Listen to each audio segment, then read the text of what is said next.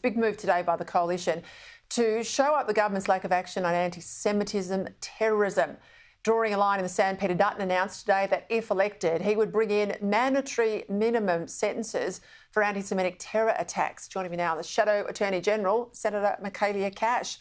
Well, viewers will have seen a breakdown of what the coalition is proposing, Senator, but in practical terms, how will these laws be applied with regards to the sort of terror attacks we've seen so recently?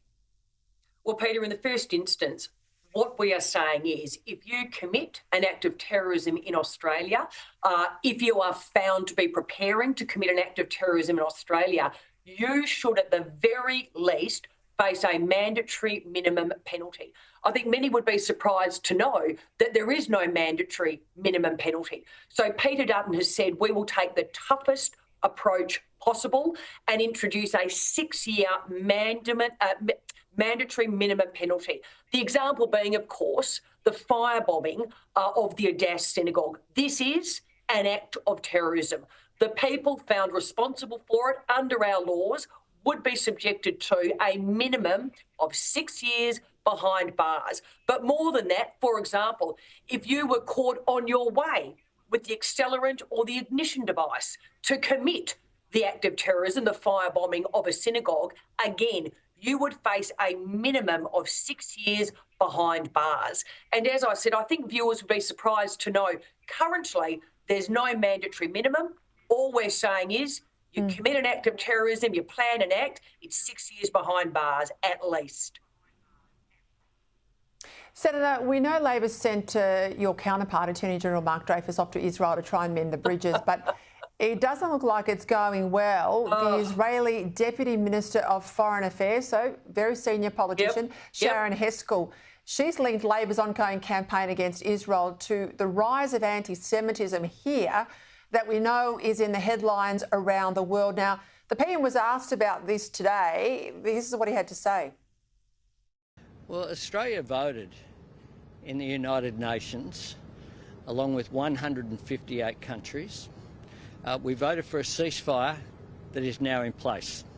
We wanted to see hostages released, and I welcome the fact that today the hostages have begun to be released. Haskell was scathing Michaelia, and the PM tried hard to sort of dance around that issue today. Well, what was your read of her comments? I don't know. I don't think even I know anymore where this man stands on anti-Semitism, other than his government is responsible for the rise in anti-Semitism in Australia.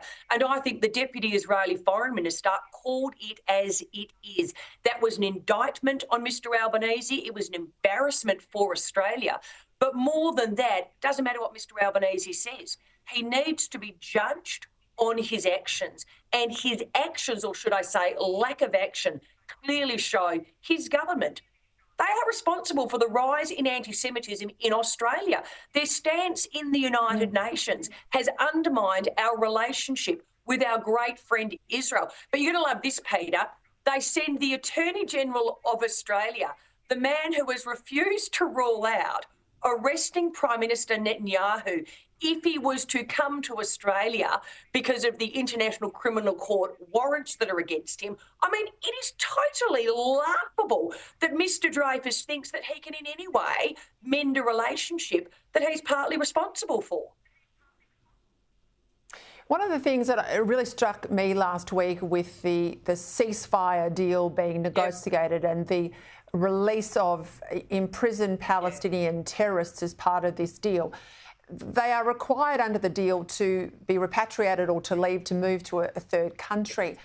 A lot of concern by your colleague Julie and Lisa that they could end up in Australia given the track record of this government. He's demanded that the Prime Minister rule out that any of these convicted Palestinian terrorists come to Australia in any way, shape or form. What's the latest here?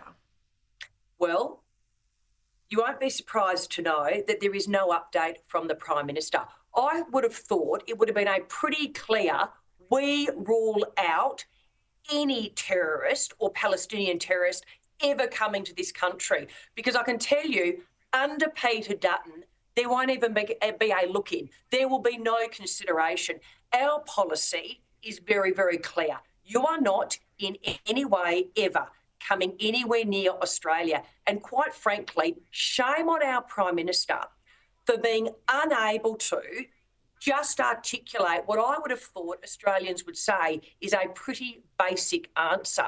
And that should speak volumes. God forbid Australia has a government that is Anthony Albanese in minority with the Australian Greens.